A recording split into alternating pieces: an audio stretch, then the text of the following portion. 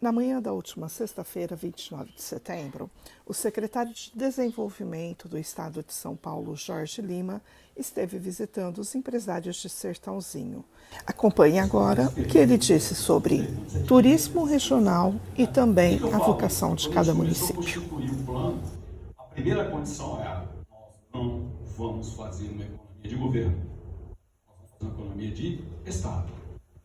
Eu fui nas 645 cidades, hoje eu completo 160, aqui em Sertãozinho, e eu nunca perguntei ao prefeito qual partido dele, e nem quero saber. Isso é a única coisa que não me interessa. Por quê? Porque nós vamos fazer economia de Estado. E para fazer economia de Estado, não se discute política. Assim, a gente precisa levar ao Brasil um conceito de economia de Estado. É assim na Europa, é assim nos países comunistas, seja ele a China, seja ele a Rússia. A economia ela é Estado, até porque você precisa de tempo para alguns projetos. Você não transforma sem projetos. Eu fui presidente de 10 grandes empresas. Sou sócio de umas 6 ou 7. Eu falo sempre isso. Não adianta você não ter um plano estratégico. Tem coisas que demoram a curto prazo. Agora, o ponto de você montar qualquer coisa é a leitura. Se você não lê, porque eu escuto de bobagem na mídia, eu fico impressionado. Aqui no Brasil, a gente tem mania de não olhar a fonte. Então, as pessoas publicam as coisas com estatísticas malucas, você pergunta assim, qual é a fonte? Não tem. Eu trabalho com a fonte. Eu sou engenheiro, eu trabalho com dados e fatos. Nesse contexto, o que é dado? E o prefeito falou bem. Qual é a vantagem nossa? Nós não podemos ter complexo de lata, né? Às vezes eu fico nos lugares, nossa, aqui, Minas, não sei. Eu vou mostrar uma coisa para vocês que a gente está errado. Nós somos gigantes. Se fôssemos um país, seríamos a 21ª economia. Ponto. Isso é fato. Eu não gosto de discutir hipóteses, eu gosto de discutir tese. Em cima da tese que você vai montar seu plano. Então, a primeira coisa, se fôssemos um país, seríamos a 21ª economia. Fato. Segundo fato, nós temos 31,2% do PIB nacional. Fato. Temos 46 milhões de habitantes, 21,2%, 21,5% da população brasileira. Fato. Temos a segunda renda per capita, 1.478. Perdemos só para Brasília, que é 2.917 ou 19. Eu nunca consegui entender, porque ela tem muita indústria. Eu fico muito preocupado. Os caras têm 2.900. Indústria para cacete naquele lugar lá. Mas o PIB dele, a renda per capita deles é 2.917 ou 19 contra estado com gente desse, né? 1.478. Aí você vê.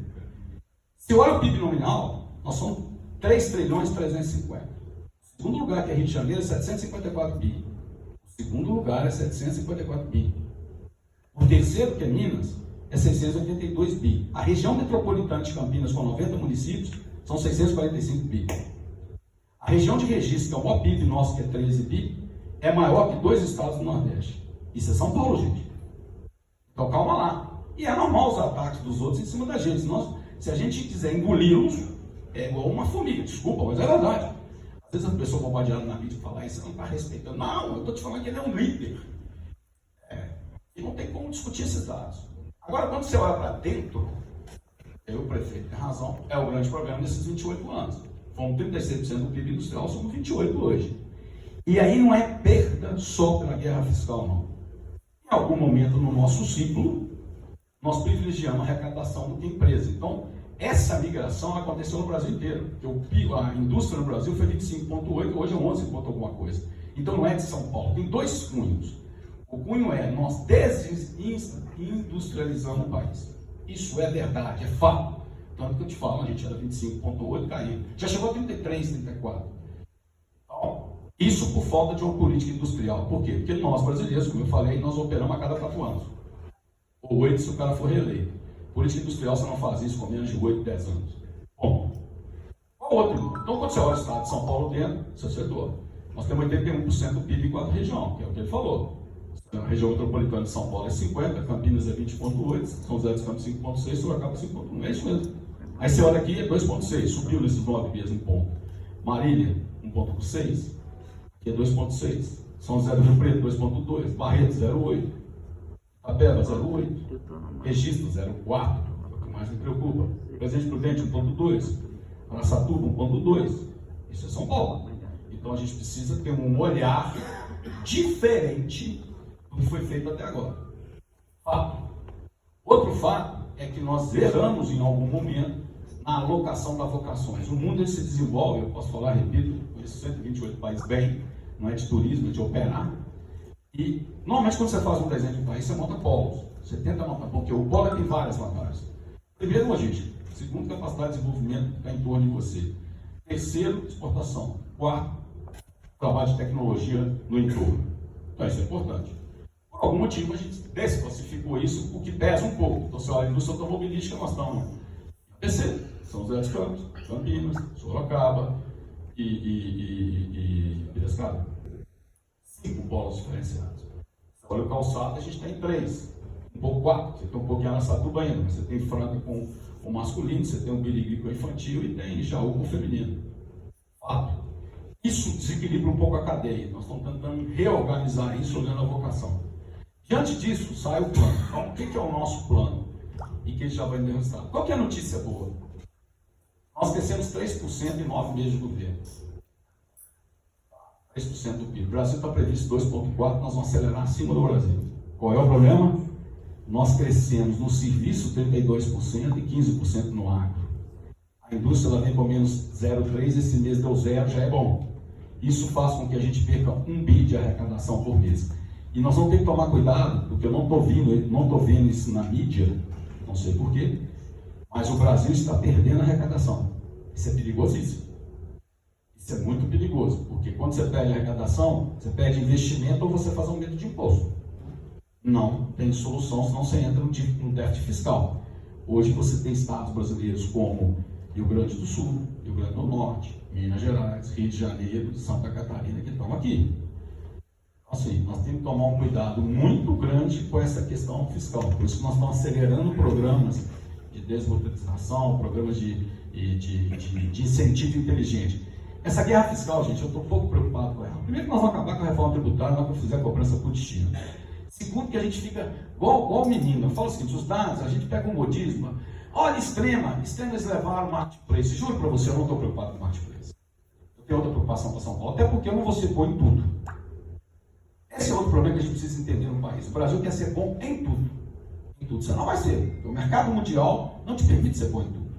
Você tem que dar algumas preferências. Você pode ser bom em tudo no que você consome internamente. Porque nós temos 200 milhões de habitantes. Então, essa é a diferença. O que eu vou ser forte para fora e o que eu vou ser forte para dentro. Commodities? Claro que nós vamos ser fortes.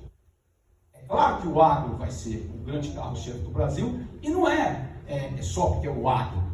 É porque é o único país que tem 3 safras. É simples. Fui presidente da BRF. É o único país que tem 3 safras. Então, o que nós vamos alimentar o mundo daqui depois de 2030, algo em torno de 30%, é fato. Por causa disso.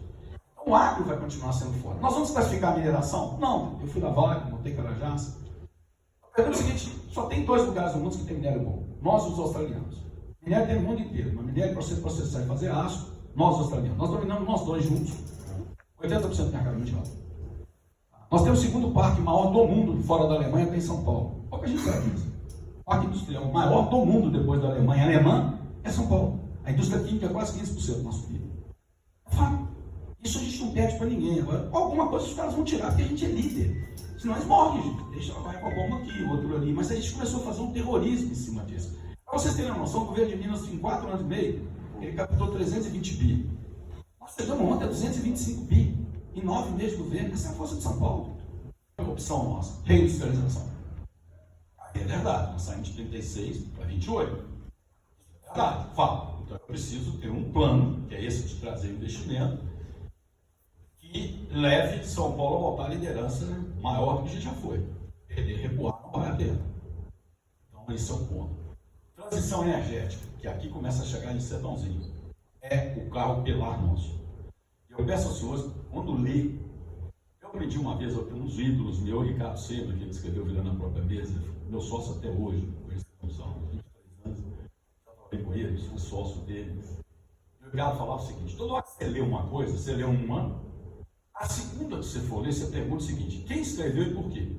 Talvez ajuda você a achar um pouquinho do momento da opinião. É pessoal, ela é acusativa, ela é defensiva. Porque a gente tem mania de pegar uma notícia, né? Quanto mais hoje na velocidade de... Os meninos hoje novos, inclusive, eles não leem. Então lá pega o título e já são doutores naquilo, vai para frente, né? Então, É o mundo moderno de captação de informação. Porém, é muito bom dar uma parada e perguntar. Primeiro, que não tem fonte, eu nem leio. Então, vamos lá. E segundo, qual é a intenção que você está lendo? Então, agora tem um modismo de desclassificar no mundo o etanol. Só da cultura alemã, inglesa, a Europa quer o elétrico, não quer o etanol. Só que essa preocupação eles têm que ter mesmo. Porque São Paulo é líder na cana-de-açúcar. Temos 5,8 milhões de hectares plantados em São Paulo, que gera mais ou menos entre 420 e 460 milhões de toneladas de açúcar. Fala. Etanol, a gente detém 45% do etanol, algo na casa de 147 milhões de metros cúbicos. Fala. Os caras têm que ter medo da gente mesmo. Então eles não querem. Só que nós vamos contrariá-los. Nós vamos entrar no etanol como carro-chefe, o biogás, o biometano. Esse é o maior projeto nosso. É o projeto que a gente está desenhando, inclusive incentivos que devem vir para movimentar essa máquina. A matriz energética de São Paulo já é boa, né? 60% limpa. Olha o que a gente fala disso também. Quando fala de descarbonização, porque tem umas coisas que viram modismo também, né? Então, tem umas palavrinhas que virou modismo, aí todo mundo sai falando e não lê. A matriz energética de São Paulo é 60% limpa. Vamos com calma, porque se parece que a gente está num processo destrutivo. Não é verdade, é porque só lê. A gente tem essa dificuldade, você vai escutando, você vai propagando uma notícia que não é verdadeira. O etanol, ele é carro-chefe. E a gente fez o etanol nos últimos anos como subproduto, até na bomba de gasolina. Você vai no posto de gasolina, você vai direto, se o seu carro é flex, você vai direto na gasolina. Mas é verdade, até o nome é posto de gasolina, não é posto de combustível, abastecimento do combustível. Então, a gente coloca ele como subproduto. Nós não vamos. Então, nós vamos investir fortemente no etanol, é a primeira linha nossa, na matriz energética. E vamos diversificar a matriz energética. Em compensação, nós temos uma das maiores incidências de raios solares em São Paulo e em algumas regiões. Então, nós temos que ir para a fotovoltaica. Fundamentalmente, a gente tem que ir para a fotovoltaica. Eu tenho que ir para a energia de resíduo. Ou seja, na queima, para ficar livre, ou seja, na produção de biometano. Eu tenho que fazer energia de espelho d'água. A gente tem muita água em São Paulo, apesar que o maior risco nosso para o futuro é água. A gente não está conseguindo manter as barragens superando, ela está sempre no limite para baixo.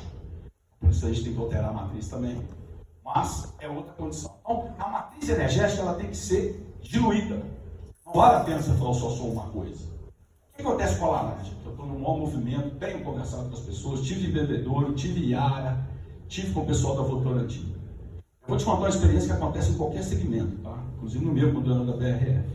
Quando você vende um produto sem marca, você perde 60% do valor dele.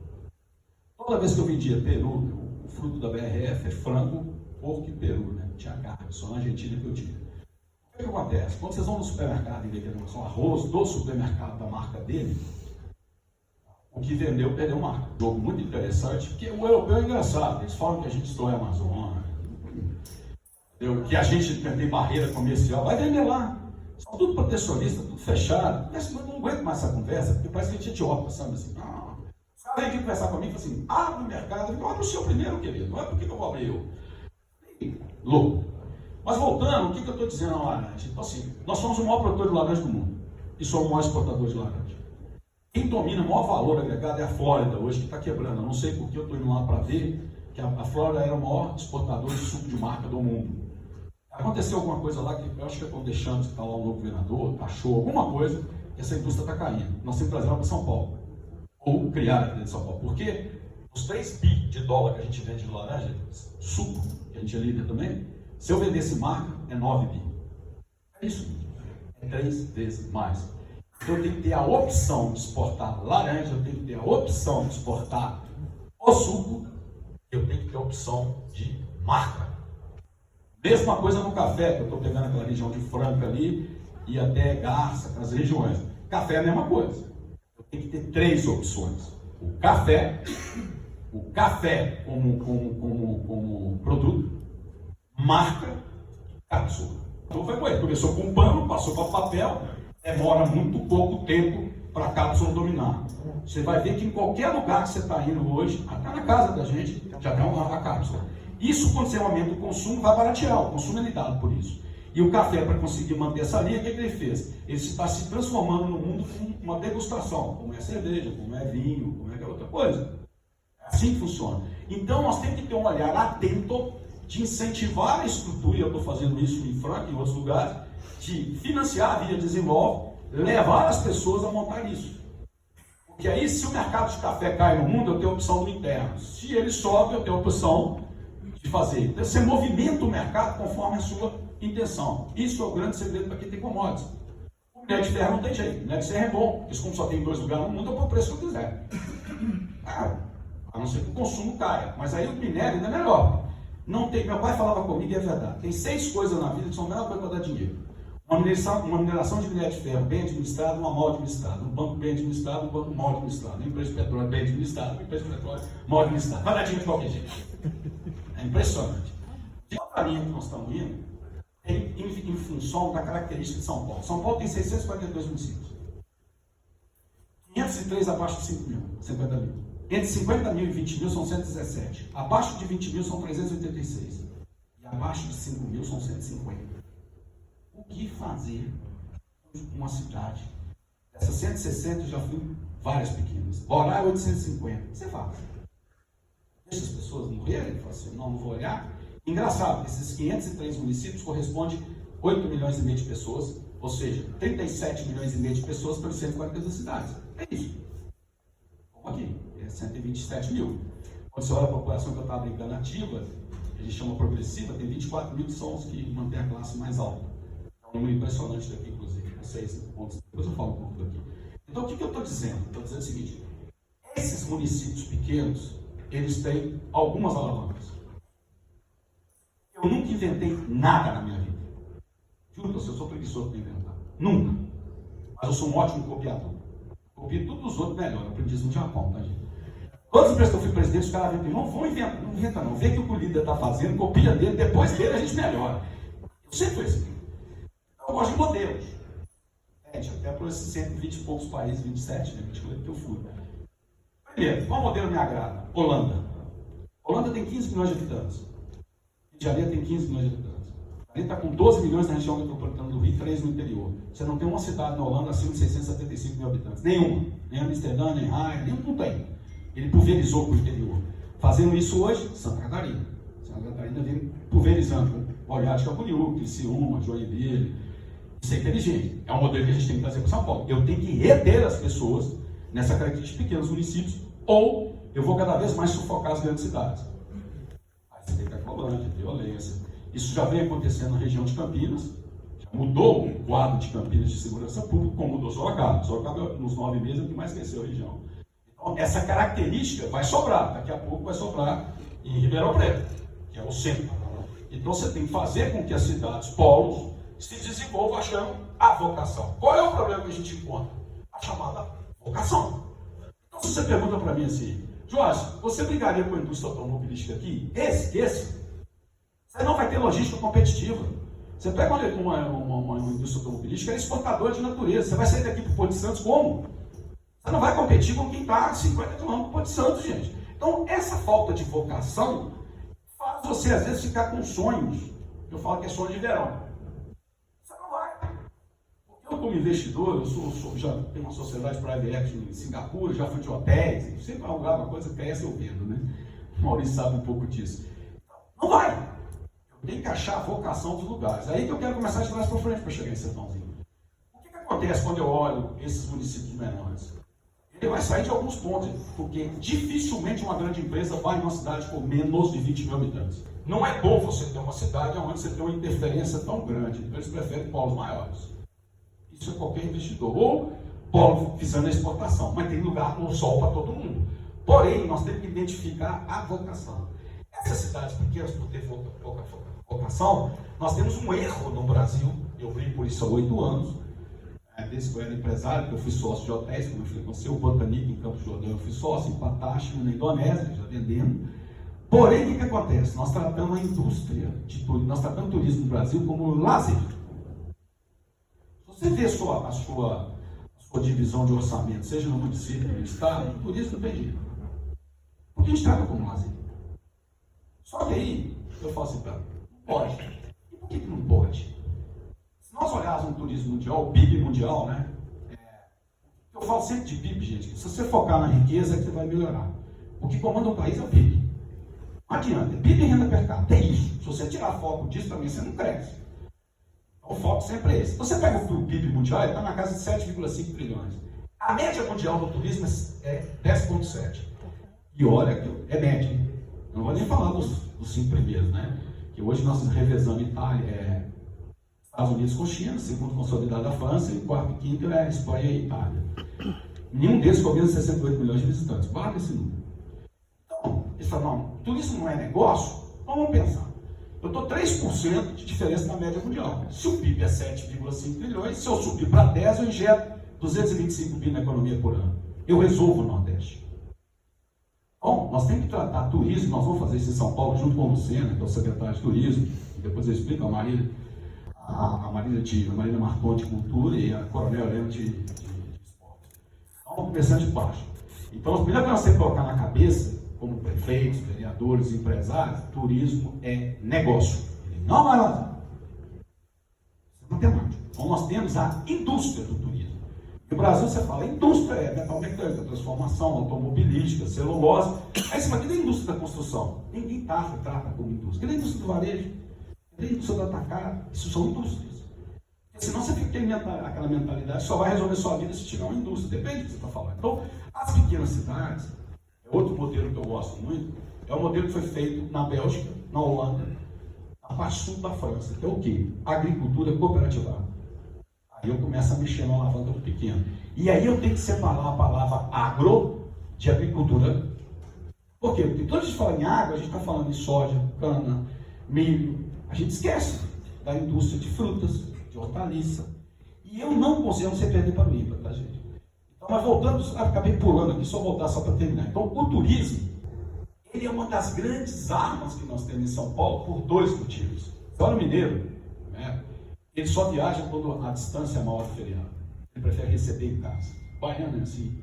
O paraense é fechado. O paraense é assim, de governo nas regiões que eles têm em volta.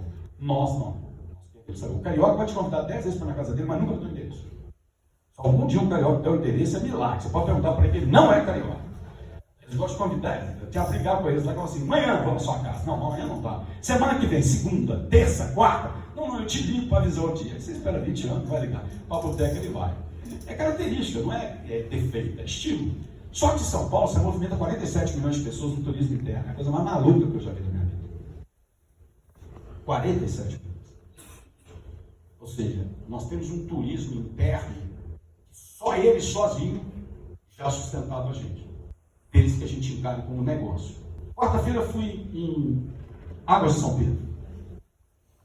Mas olha que não, é que eu te falo que as pessoas só pegar isso, eu sou te copiar. Então as pessoas acham que eu estou louco? Vai lá. População, 2.780 no censo e eles falam que tem 4,5. Eu não sei se é 4,5, também não importa. Recebe 500 mil pessoas de visitante por ano. 500 mil pessoas numa população, sabe? Treinado, empreendedorismo. Então, dá certo o turismo. Você pega, por exemplo, Olímpia, são 3,5 milhões de visitantes. Você pega São Roque, são 265 mil. Então, o turismo nós temos que linkar ele como negócio. Nós estamos com um projeto da coalizão Ribeirão Preto, tocado pela Adriana, com a fera, que é a menina fora da curva, entendeu? Que é uma região aqui de 35 cidades que nós vamos montar um polo de turismo. Uma região aqui. Não tem todos na cabeça, que inclusive inclui aqui. Porque isso é negócio. Aí eu tenho que fazer. Aí que eu te falo, por que tem que ser economia de Estado? Você não faz isso em 6 meses.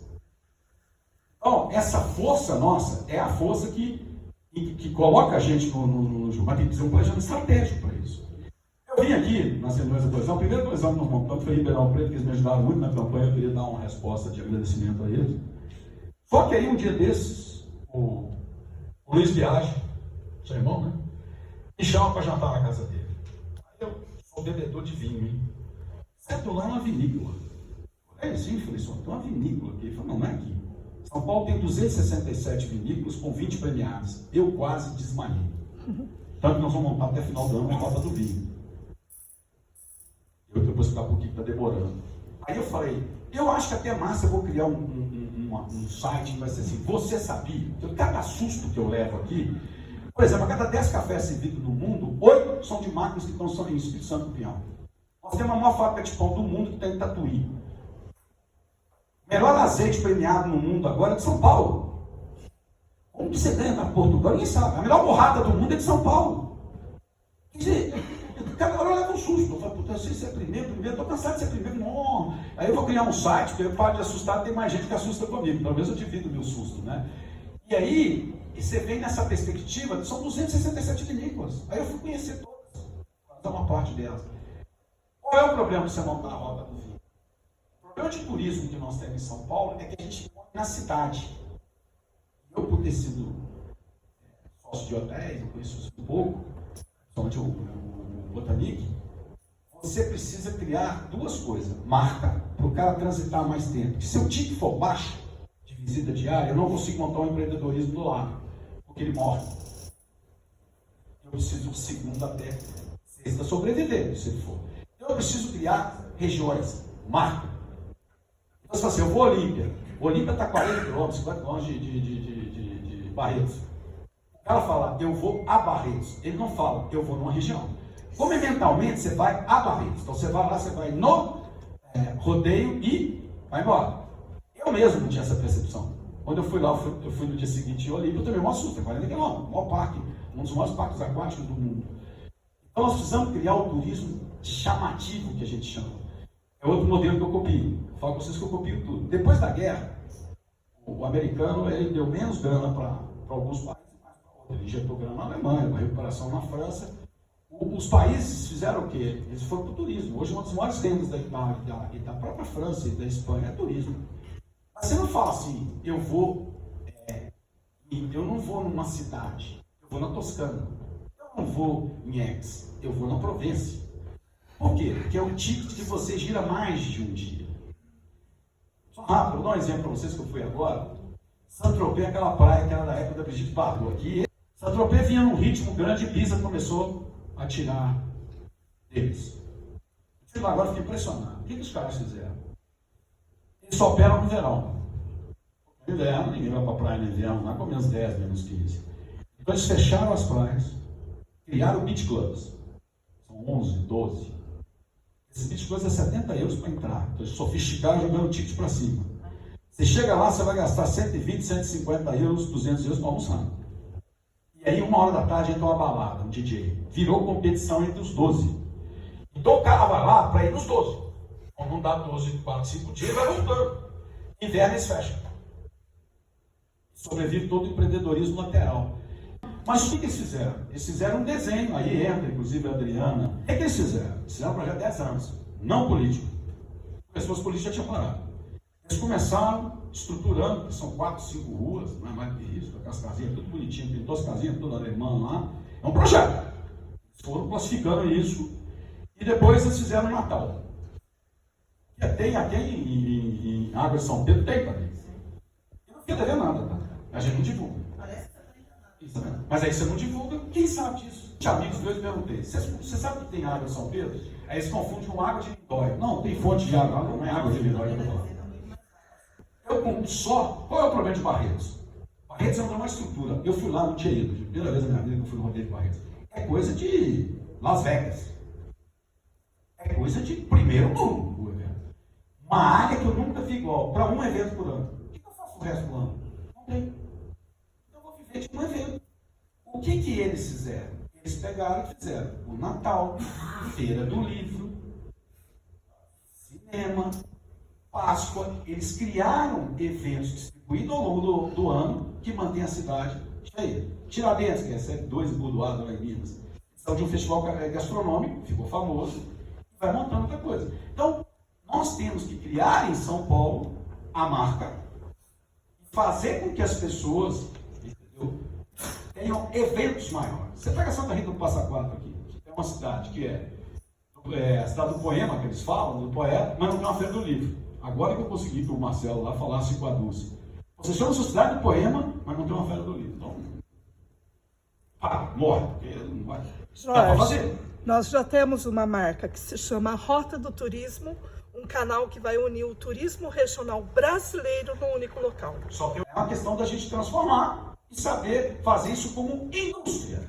Isso é uma indústria, por isso que eu apoio muito o Luciano, nosso secretário. E cruzar. Cruzar que eu falo eu tenho que me colocar cultura, que é outro erro nosso. A gente separa as 3 secretarias como se cada um fosse independente. Elas são juntas. Independente na ação, junta no estratégico. Porque eu preciso criar. Eu estava falando de Santa Rita do Passa Quatro, olha que coisa interessante. Cidade Poema. Pô, ficava na Feira do Livro. Eu fui naquela igreja de Santa Rita. Eu não acredito que não tem 1 milhão em 200 milhões de brasileiros que não reze para ela. Você coloca 3 milhões na Nossa Senhora Aparecida, que é a minha. Eu sou assim com a neguinha, tá, gente? Eu tenho um câncer, eu sou coladinho nela. Foi 2 milhões de pessoas. Você vai no Círio de Nazaré, são 2 milhões de pessoas no Pará, inclusive agora, segunda semana de outubro. Infelizmente esse ano eu não vou conseguir ir. Então eu pergunto para vocês que eu não coloco 1 milhão de pessoas lá, mas uma das igrejas mais lindas que eu conheço, tá? No mundo. Ele desenha arquitetura. Então você pode fazer, porque o turismo, ele é ecoturismo, ele é turismo de praia, ele é turismo de negócio, ele é turismo cultural, ele é turismo de saúde. Eu discuto em Barretos com os empresários. Você tem o maior hospital do mundo, em qualidade, que é o Hospital do Amor, que mudaram o nome, porque eu sabia que é o Hospital do Câncer. Eu tenho um, tá, gente? Que cara que vai no hospital sozinho? Já viu um cancerista pegar uma linha dele lá, que eu tô todo fodido lá para fazer quimioterapia, não tem alguém com ele? Esquece. O que eu faço com esse cara? Deixa ele o dia inteiro trancado dentro do quarto do cara? Não existe isso. Miami Center tem. Miami Center tem um shopping dentro dele. Você vai no Berkeley lá em cima, na Alemanha, tem um shopping dentro do hospital do câncer deles. O cara precisa sair, ele precisa aliviar, ele precisa respirar fora. Isso é turismo. Então tem turismo de saúde, tem turismo religioso, tem turismo de ecoturismo, tem turismo de praia, tem turismo de esporte. Experiência. Eu estava no dia em Boituva e pergunto, poxa, tem balonismo lá que é o mais forte de São Paulo. Tem em outros lugares, mas lá é o mais forte. A pergunta é, por que eu não tenho um campeonato mundial de balonismo? São Paulo é individual. Você fala assim, Barretos, Jaguariúna, eu fui também agora, Americana e AgriShow, para linkar um roteiro. Eu tinha que linkar o cara, inclusive, numa competição. Qual é o melhor? Eu vou querer ir nos 4.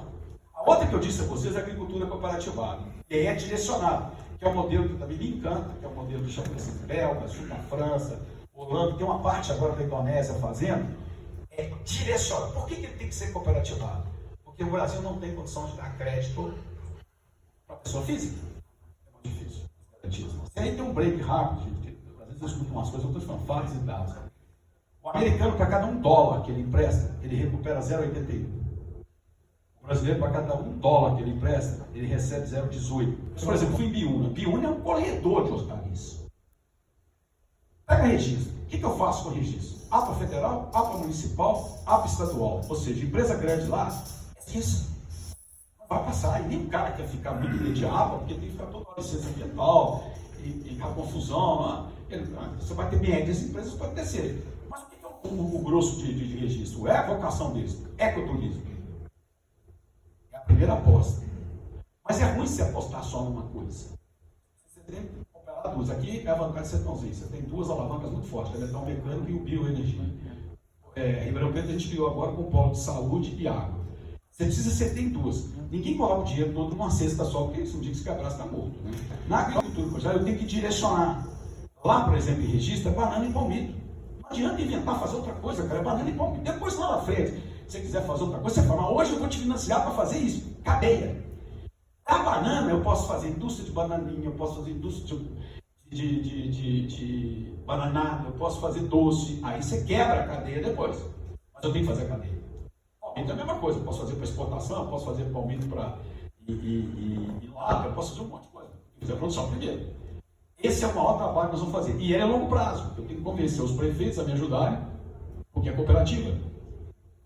E o incentivo. Nós temos que incentivar para ele ir. Agora, eu salvo as pequenas cidades, porque ela vai ver de agricultura mesmo. Não adianta achar que vai ter outra coisa.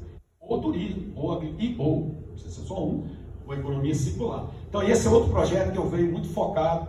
E esses projetos são transversais. Turismo, eu estou direto com o Lucena. E a agricultura eu estou direto com o Antônio e assim por diante em outros lugares. Mas seria uma grande solução. A outra ponta é a chamada economia circular. Eu estou escandalizado, estou falando sobre São Paulo desde 94, mas uma coisa é você ser presidente de uma empresa e viajar ao mundo, outra coisa é rodar 30 mil quilômetros que eu rodei até agora. Nós estamos com um problema. Aí eu pergunto, como eu vou fazer de desenvolvimento de cidades, ou agricultura cooperativada, ou turismo, se ele não tem sinal? Quer irritar um turista ele chegar numa cidade que não tem sinal de celular? Quanto mais hoje que o cara tem que postar, influência, esse é o problema. Ele vai ficar irritado, você vai matar o cara, não tem nada que me dá mais raiva. Então, esse é um processo que eu estou vendo pesado. Quando eu cheguei, tinham 15 cidades que tinham tinham votado a lei de 5G. Nós já estamos com 170. Eu preciso chegar a 645. Por quê? O 5G. Eu não consigo viabilizar economicamente se eu tiver um aqui e outro aqui. A gente tem a lei pronta. Eu não consigo. A gente vai ter que ir para o 5G, porque eu não acredito mais que as empresas vão colocar investimento forte no 3G, isso já está no 5. Nós éramos aritméticos. Na década de 90, nós começamos a girar esse jogo. E aí nós começamos a ficar não mais aritméticos, nós ficamos geométrico exponencial. 5 anos muda tudo. Quer ver um exemplo? Eu gosto. Eu preciso falar isso para me entrar na ponta que eu vou precisar de vocês, como sociedade, como prefeito e vereadores. A Kodak, em 95, eu sei que ela era minha cliente na época, eu era presidente da Johnson Controls na época, e eles eram os maiores clientes nossos. E eles apostavam naquele filminho que tinha na marca. Por quê? Aquele filminho dá 50% de lucro na última linha, tá? Quando a Sony, e eles tinham as maiores patentes de máquina digital, quando a Sony começa com a máquina digital, eles acreditavam que não ia pegar. Eles demoraram a entrar e olha, eles tinham a maior patente. A digital veio e arrastou. Quando arrastou, a Kodak quebrou. E a Sony que veio também não acreditou no celular. Aí entrou a década de 85, 95, 98 no celular, acabou com a máquina digital. Hoje, máquina, ou é evento, então nós estamos, casamento, turismo chinês e japonês adoram. Eu morei lá, eles adoram. Continuam adorando aí, mesmo. O resto, se você vê alguém numa praia tirando com máquina, você vai ficar, tá doido. Em bar, hoje ficar tá doido. Você faz uma terapia aí, tá mal, todo mundo tá no celular. Você faz tudo com o celular hoje, TikTok, Instagram, filminho. Matou a indústria. Isso é importante, prefeitos, e a gente ter no setor público, que 5 anos é um tempo que virou muito curto. Antigamente, o planejamento estratégico da empresa 5 anos era uma vida. Hoje eu posso morrer seu business em 5 anos. Eu sempre digo que não tem ideia ruim, tem ideia mal vendida ou mal implementada. Eu só estou dizendo que nós temos que começar a ficar preocupados porque não está reagindo à qualificação que a gente quer fazer, não está vindo. Então você fala, tem 8,7 de desemprego? Tem. Eu não acredito. Por quê? 10 exemplo. Ribeirão Preto, não tem mão de obra de construção civil. A região aqui toda não tem. Gente, eu estou 2 meses procurando um pintor em São Paulo. Juro para você, já coloquei no grupo, Paulo nem viu. Gente, pelo amor de Deus, me arruma um pintor. E quando eu acho, o cara fala, não. Então, nós estamos com um problema que vai afetar esse desenvolvimento que nós estamos falando. Não adianta eu pintar bem isso, eu não qualificar mão de obra, e nós estamos dependentes disso. Até 2030, o Brasil vai precisar de 420 profissionais de tecnologia da informação. Abriu um curso de motorista em Limeira, com 100 caras contratados no dia seguinte, 12. Então nós somos um problema. O prefeito deve estar vendo isso aqui, vocês da secretaria. Não, prefeito? Sim. Você deve estar abrindo, então calma lá, que aí é um papel de sociedade. Nós vamos ter que conversar nas igrejas, nós vamos ter que conversar nos clubes. Nós temos que movimentar isso, porque está tomando um rumo perigosíssimo. Esse é um ponto. Segundo ponto, e aí eu entro no parque tecnológico, é outra coisa também que eu gostaria de chamar a atenção de vocês, porque aqui tem uma característica muito forte, no caso do biomassa, aqui, do biocombustível aqui. Mas nós temos que tomar cuidado com o que nós estamos fazendo com os jovens.